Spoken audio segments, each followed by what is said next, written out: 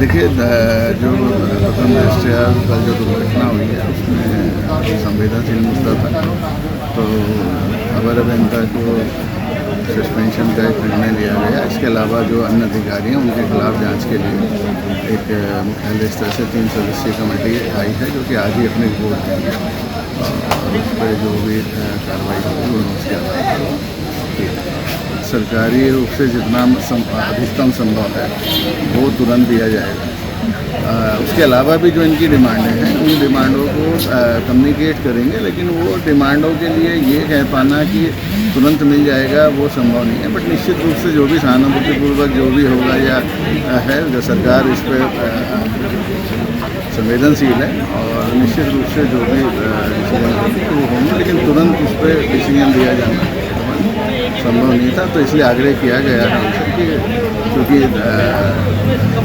काफ़ी समय हो चुका है तो वो इस जिद को छोड़ें और थोड़ा सा है, और निश्चित रूप से पीड़ा उनकी जायज़ है। विभाग और प्रशासन इस पर कार्रवाई करने के लिए थोड़ा सा प्रक्रियाओं में समय लगता है, वो समय कार्रवाई की जाएगी और अभी जो अधिकतम एक महीने में ये जो एक तो लापरवाही वो है कि कोई काम कर रहा है, आपने लाइन चालू कर दी, वो तो कुछ अलग तरीका था।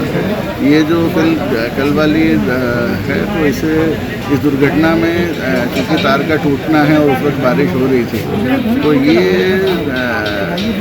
निश्चित रूप से कुछ कमियां भी हो सकती हैं, कुछ वहाँ पे और भी कारण हो सकते हैं। अब वो कारणों की चूँकि तुरंत की तुरंत इतना एकदम से जांच और लगातार प्रक्रियाएं यहाँ पे भी चलते जा रही हैं, तो स्पष्टताया वहाँ जाके देख के पूरा एनालिसिस करके निकालना अभी काफ़ी जल्दबाजी होगी।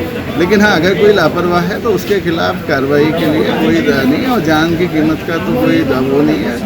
कोशिश करेंगे कि और भी ज़्यादा अतिरिक्त सावधानी बरतें।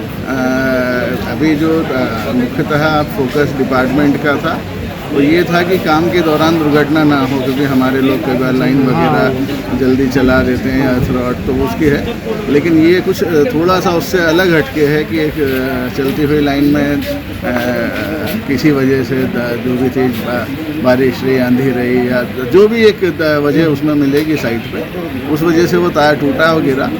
और चूँकि पानी बहुत था इसीलिए LTV काफ़ी घातक सिद्ध हुई, तो इस पे भी कर रहे हैं और तार को बदलने का काम या और भी तरह के जो सेफ्टी मेजर्स हम ले सकते हैं वो निश्चित। मैं तुरंत कमेंट नहीं कर पाऊँगा क्योंकि मैंने बहुत रिसेंटली इस पर चार्ज लिया है, 3-4 दिन एक तरीके से दफ्तर में हुए हैं, तो पुरानी शिकायतें तो मुझे भी देखनी पड़ेंगी कि कहाँ किस स्तर पे थी या क्या उनका था। बट जांच के दौरान उन्हें भी संज्ञान में लिया जाएगा। अगर इस तरह की दुर्घटनाएं पहले हुई हैं और ये रिपीटेशन है तो निश्चित रूप से फिर तो गंभीरता अलग तरह की बन जाती है। इसको भी देखा जाएगा, मतलब ये एक जांच का पहलू रहेगा कि अगर इसमें पहले कोई दुर्घटना हुई है और उसके बाद भी कार्रवाई ना करते हुए लापरवाही की तो ये तो और भी तरह कठोर दंड को आमंत्रित करेगा उनके लिए। तो इसमें जो भी हम करेंगे देखिए, अभी सस्पेंड उनको पहले कर दिया, उसके बाद तो और भी आगे की कार्रवाइयाँ होती हैं। और निश्चित रूप से मैं बोल रहा हूँ ना, अगर रिपीटेशन टाइप की चीज़ है, देखिए एक तो हो गया कि एक दुर्घटना इस वजह से हो गई कि कोई चीज़ टकरा गई, टूट गया, या उसकी वजह से तार वगैरह हो गया बारिश की वजह से, तो वो एक अलग चीज़ है। लेकिन अगर ये है कि वहाँ लगातार तार टूट रहे थे, लगातार पब्लिक इन्फॉर्म कर रही थी और ये लोग उसको पे कार्रवाई नहीं कर रहे थे, तो गंभीरता फिर बढ़ जाती है अपराध की और उसी हिसाब से फिर दंड डिसाइड किया जाए। क्या घटनाक्रम है और क्या मांग है? देखिए, घटनाक्रम उक्त जो भी घटनाक्रम है, कल से आप देख रहे होंगे कि जो खड़क महाफ खदरी है वहाँ पे मेरे जिला पंचायत क्षेत्र से 100 गाँव के निवासी वहाँ पर किराए के मकान पर रह रहे थे और उनकी जो वाइफ है वो अपनी बहन के घर से वापस अपने घर के लिए लौट रही थी, तो रास्ते में जो बिजली का तार गिरा हुआ था जिसका संज्ञान लगातार वहाँ के जो जिला पंचायत सदस्य हैं उनके माध्यम से पिछले 1 साल से बिजली विभाग को संज्ञान में पत्र के माध्यम से मौखिक रूप से दिया जा रहा था। जिसके बावजूद उन्होंने उक्त घटना का संज्ञान न लेते हुए एक बड़ी घटना को अंजाम दिया, जिससे पूरे क्षेत्र में बहुत ही दुख का माहौल है। और एक बच्चे के साथ भी ये घटना हो गई, तो हमारा जो भाई है वो पूरी तरीके से, उसका परिवार बिखर चुका है, वो टूट चुका है, जिसके लिए सभी जनता जनप्रतिनिधि यहाँ पे कल रात से पीड़ित के साथ खड़े हैं और उनकी हक की बात कर रहे हैं। और बिजली विभाग के जो तीनों जेई एक्शन, ये सारे अधिकारी जो है उनके सस्पेंशन की मांग को लेकर के हम यहाँ पर अड़े हुए हैं। और जो पीड़ित की दिल की बात है वो इस पत्र के माध्यम से हमने डीएम साहब को भेज दी है। होने की वजह से मैं ज्यादा नहीं बोलूँ, उनसे उनकी मन की बात हमने लिखी है।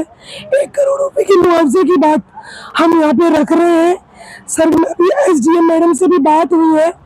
एसडीएम मैडम बता रही है कि जो मुख्यमंत्री राहत कोष है, विधायक का जो कोष है, उनसे लगातार उनका संपर्क चल रहा है, पर पीड़ित ने साफ तौर पे कह चुके हैं कि हम जो है शव को नहीं उठाएंगे जब तक 1 करोड़ रुपए का मुआवजा की घोषणा नहीं हो जाती लिखित रूप में, तब तक हम शव का दाह संस्कार नहीं करेंगे।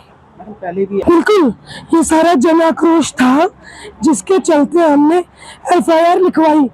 सारे जनप्रतिनिधियों ने प्रेशर दिया शासन के ऊपर, प्रशासन के ऊपर, उनके ऊपर गैर जिम्मेदार तरीके से हत्या का मुकदमा हमने दर्ज कराया, जो कि मुझे लगता है एक बहुत बड़ी लोकतंत्र की जीत है। बाकी पीड़ित की जो मांग है वो अभी तक पूरी नहीं हुई। वो मांग जब तक पूरी नहीं होगी हम यहाँ पे डटे रहेंगे, और हो सकेगा अगर नहीं मानी गई तो हम जो उनका शव है उसको लेकर के हम नेशनल हाईवे जाम करेंगे। आपके राज्य की खबरें, आपके शहर की खबरें सबसे पहले जानने के लिए देखते रहें अमर उजाला। चैनल को सब्सक्राइब जरूर कर लें और पाएं हर अपडेट।